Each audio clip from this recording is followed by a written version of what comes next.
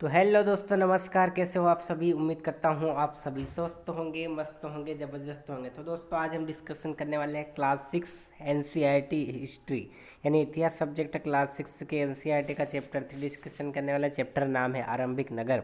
और अगर दोस्तों आप भी चाहते हो कि इस वीडियो की पीडीएफ अगर हमें मिले तो क्यों ना हम डिस्क्रिप्शन में हमारे व्हाट्सएप ग्रुप की लिंक हम डाल देंगे, जिस पर ज्वाइन करके आप इसकी पीडीएफ व्हाट्सएप ग्रुप में डाउनलोड करके मल्टीपल टाइम आप रिवाइज कर सकते हो, ताकि आपको बार बार वीडियो देखने की ज़रूरत नहीं है। तो दोस्तों चलो डिस्कस करते हैं आरंभिक नगर चैप्टर 3 हिस्ट्री के शॉर्ट नोट्स। ठीक है, अगर वीडियो पसंद आए तो लाइक शेयर सब्सक्राइब करने में बिल्कुल भी कंजूसी नहीं करेगा। एक प्यारा सा कमेंट्स करेगा, लाइक करेगा, शेयर करेगा और बेल आइकन प्रेस जरूर करेगा, ताकि जितनी भी हमारे अपडेटेड आने वाली वीडियोस आपको मिले।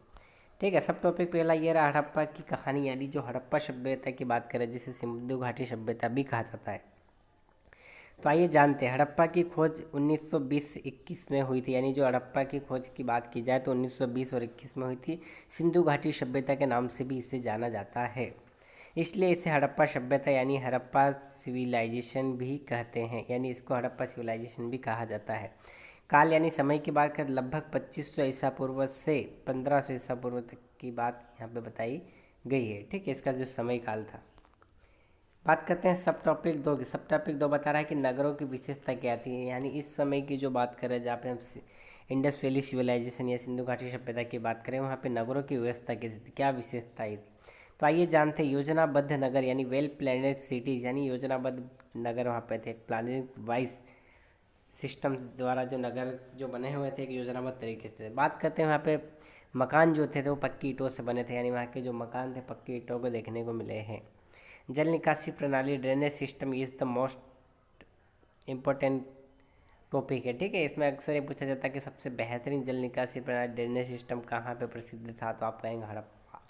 ठीक है, किलेबंद यानी सिटाडेल और निचला नगर लोअर टाउन, यानी जो किलेबंद भी यहाँ पे आज शायद के जो अपनी सेफ्टी के लिए किलेबंद भी नगर होते थे, और निचला नगर भी लोअर टाउन भी कहा जाता था। ठीक है, बात करते हैं भवन नाले और सड़कें। यानी वहाँ पे भवन नाले और सड़कें कैसी थी। तो बड़े घर थे, गोदाम यानी गैनरीज और अनाज भंडार, यानी बड़े बड़े घर थे, गोदाम भी थे, अनाज भंडार भी थे वहाँ पे, जहाँ पे अनाज रखा जाता था। बड़े बड़े गोदाम थे जहाँ पे कुछ सामान या जो भी अनाज वगैरह रखने का था।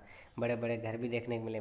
घरों में कमरे भी थे, आंगन और स्नानागार, यानी घरों में अलग अलग प्रकार से कमरे भी देखने को मिले। वहाँ पे आगे आंगन यानी चबूतरा भी होता था, और स्नानागार भी देखने को मिले हैं।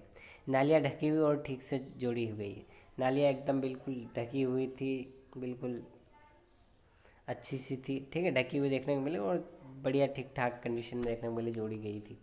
सड़कें सीधी और एक दूसरे को काटती थी, यानी एकदम चौराहे जैसी होती थी। सड़कें एकदम सीधी भी होती, एक दूसरे को काटती थी, यानी चौराहे के समान मान के चलिए आप। नगरीय जीवन की बात करें तो नगरीय जीवन में किसान भी देखने को मिले हैं। किसान, शिल्पकार, व्यापारी, मजदूर, सभी प्रकार के लोग वहाँ पे रहते थे। बात करते हैं भोजन की, तो गेहूँ, जौ, तिल और कपास देखने को मिला है। भोजन में गेहूँ, जौ, तिल और कपास की खेती आदि देखने को मिली है। बात करते हैं पशुपालन की, तो बैल, भैंस, बकरी, ऊँट आदि देखने को मिले। यानी बैल, भैंस, बकरी, ऊँट का पालन भी किया जाता है। तो दोस्तों इसमें फैक्चुअल जानकारी ज़्यादा है। ठीक है, समझने वाले को ज़्यादा चीज़ नहीं, लेकिन कंटिन्यू हम रखेंगे चीज़ों को। जहाँ पे समझने की जरूरत है वहाँ पे समझते चलेंगे, और जहाँ पे हमें डायरेक्ट पढ़ना रहेगा वहाँ डायरेक्ट पढ़ेंगे। ठीक है, सब टॉपिक 5 में बताया गया कि नगर और नए शिल्प, यानी नगर और नए शिल्प में क्या क्या थे। तो आप कहेंगे मिट्टी और धातु की वस्तुएं देखने को मिली। मोती, आभूषण, खिलौने भी देखे गए वहाँ पे। शिल्पकार, बुनकर, बड़े धातुकार आदि सभी प्रकार के जो लोग वहाँ पे ये काम करते थे। फैंस, फैंस की बात करें तो चमकदार नीला हरा पदार्थ होता था।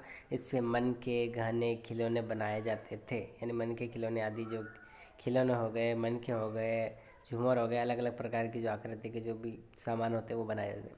हड़प्पावासी इसमें निपुण थे। यानी जो ये बनाने के जो गहने की बात करें, खिलौने की बात करें, मनके की बात करें, इसमें वो निपुण थे, महारत हासिल कर रखी थी उन्होंने। ठीक है, सब टॉपिक साथ बताया जा रहा है कि कच्चे माल की खोज, यानी कच्चे माल की खोज कहाँ से कैसे क्या मंगाया जाता था। तो आप कहेंगे धातु, पत्थर, कीमती पत्थर, लाजवर्द अफगानिस्तान से मंगाया, तांबा राजस्थान से, सोना कर्नाटक से।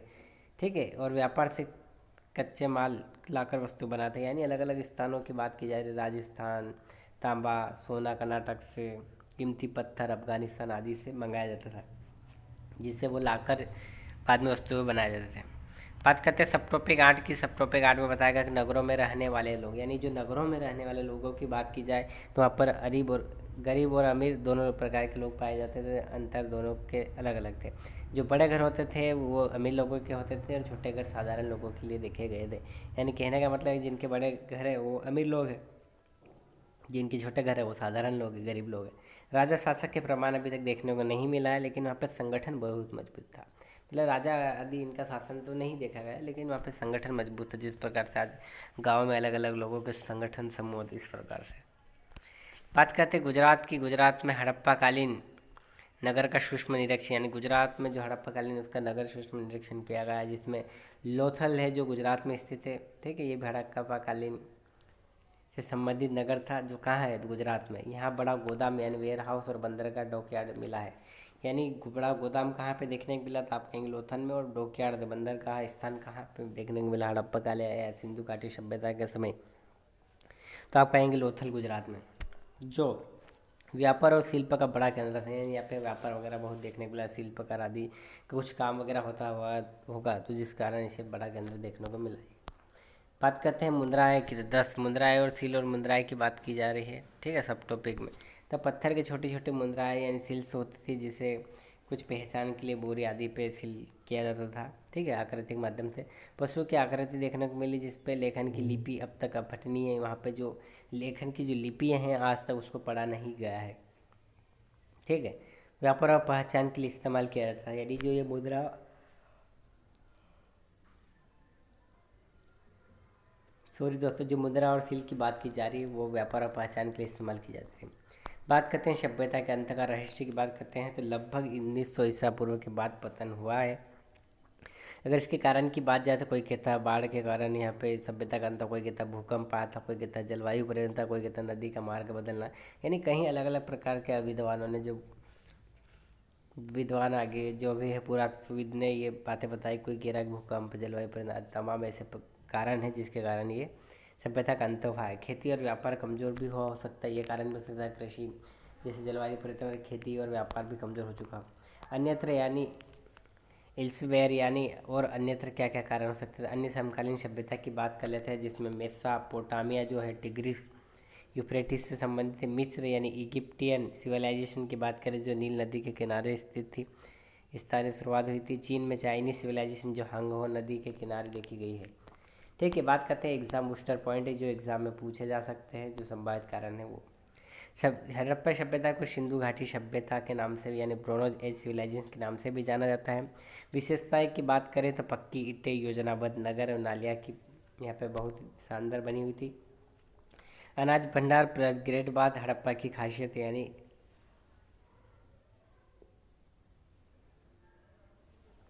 हड़प्पा सभ्यता की खासियत की बात करें, अनाज भंडार और ग्रेट बात देखने को मिला है। फेयर्स यानी कृत्रिम चमकदार पत्थर होते थे।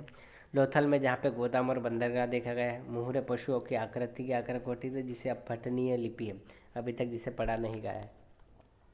पतन के कारण यानी प्राकृतिक आपदा, पर्यावरणीय बदलाव आदि तमाम ऐसे कारण बताए गए जिसके कारण इस सभ्यता का अंत देखने को मिला है। तो दोस्तों वीडियो पसंद आए तो लाइक शेयर सब्सक्राइब करने में बिल्कुल कंजूसी नहीं, का एक प्यारा सा कमेंट्स करेगा, जिससे हमें उम्मीद मिलती है कि जो हमें कंटेंट प्रोवाइड करे बहुत ही शानदार है उन लोगों को, जितने भी मेरे दोस्त भाई हैं जिनको पसंद आ रहे हैं। ठीक है, तो लाइक शेयर सब्सक्राइब जरूर करेगा, बेल आइकन जरूर प्रेस करेगा। अगर आपको इस वीडियो की PDF चाहिए तो हमारे व्हाट्सअप ग्रुप की लिंक मैं डिस्क्रिप्शन में दे दूँगा। जैसे ही लिंक पर क्लिक करोगे ग्रुप ओपन होगा, आओ जरा सिकजरा के नाम से, जैसे ही क्लिक करोगे अब ज्वाइन हो जाएगा। ठीक है, उसमें कुछ ही समय बाद आपको इस वीडियो की PDF मिल जाएगी, जिसको आप डाउनलोड करके मल्टीपल टाइम रिवाइज भी कर सकते हैं। ठीक है दोस्तों, वीडियो देखने के लिए धन्यवाद। मिलते हैं नेक्स्ट वीडियो में।